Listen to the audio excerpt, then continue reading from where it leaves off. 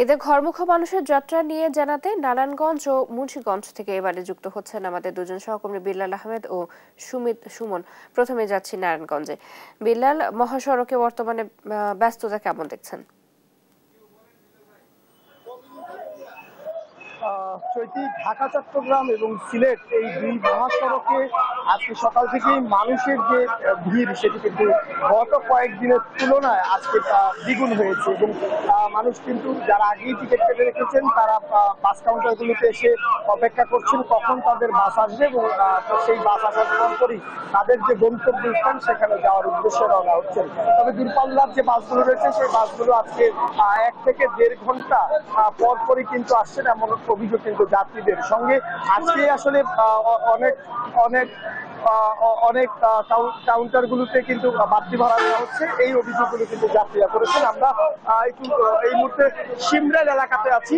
এই সিমরাইল এলাকা হয়েই মূলত ঢাকা চট্টগ্রামমুখী যে যানবাহনগুলো চলাচল করে সেই যানবাহনগুলো এই পথ ধরেই যায়। একই সঙ্গে এই ঢাকা চট্টগ্রাম মহাসড়কের নারায়ণগঞ্জের অংশের যে 30 কিলোমিটার এলাকা রয়েছে সেই 30 কিলোমিটারের মধ্যে আজকে সকালে 8টার কিছুক্ষণ আগে কাঁচপুর পয়েন্টে সেখানে বাড়তি যানবাহনের কারণে প্রায় 20 থেকে 30 মিনিট যানবাহনগুলো ধীর গতিতে চলাচল করেছিল এবং একটি যানজট সৃষ্টি হয় এবং পরে পুলিশ গিয়ে কিন্তু আসলে সড়কে যানবাহনের যে স্বাভাবিক গতি সেটি ফিরিয়ে আনে। এখন ঢাকা চট্টগ্রাম মহাসড়কে স্বাভাবিকভাবে এই যানবাহনগুলো নারায়ণগঞ্জের অংশে চলাচল করছে।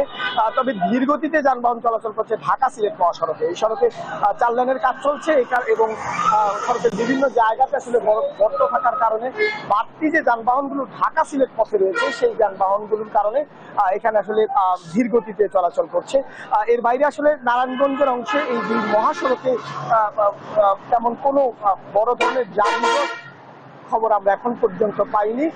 যিনি সিমরাইল পুলিশ ফাঁড়ির পরিদর্শক নাইম সিদ্দিকী তিনি আমাদেরকে জানিয়েছেন তারা এই মহাসড়কের 17টি পয়েন্টে অতিরিক্ত পুলিশ মোতায়েন করেছেন যাতে কোথাও কোনো ধরনের যানজট কিংবা বাড়তি যানবাহনের চাপ সৃষ্টি হলে তারা দ্রুত সেগুলোকে পারাপার করতে পারেন, এমনটাই কিন্তু আসলে আমাদেরকে জানিয়েছেন।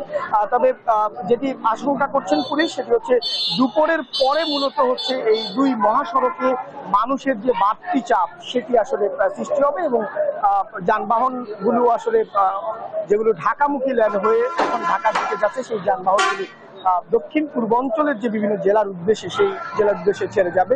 এই হচ্ছে আমার কাছে দুই মহাসড়ক নিয়ে চৈতি এই মুহূর্তে সবশেষ পরিস্থিতি। আমরা জানবো ঢাকা মহা এক্সপ্রেসের খবর, সেখানে আছেন আমাদের সহকর্মী সুমিত সরকার। সুমিত, জানাবেন ঢাকা মহা এক্সপ্রেসের এই মুহূর্তে সবশেষ পরিস্থিতি। বিলাল, আপনাকে ধন্যবাদ। আপনি আসলে যেমনটি বলছিলেন ঢাকা মা মহাসড়কের গত কয়েকদিনের তুলনায় কিন্তু মুন্সিগঞ্জে এখন কিন্তু যানবাহনের চাপ কিছুটা বেড়েছে, কিন্তু এখানে কিন্তু যানবাহনের চাপ বাড়লেও কিন্তু পদ্মা সেতু টোল প্লাজায় কিন্তু নির্বিঘ্নে টোল আদায় করে কিন্তু আসলে তাদের নিজ নিজ গন্তব্যে আসলে যাত্রীবাহী বাস অন্যান্য পরিবহনগুলো কিন্তু তারা পৌঁছে গন্তব্যে যাচ্ছেন। তবে এখানে কিন্তু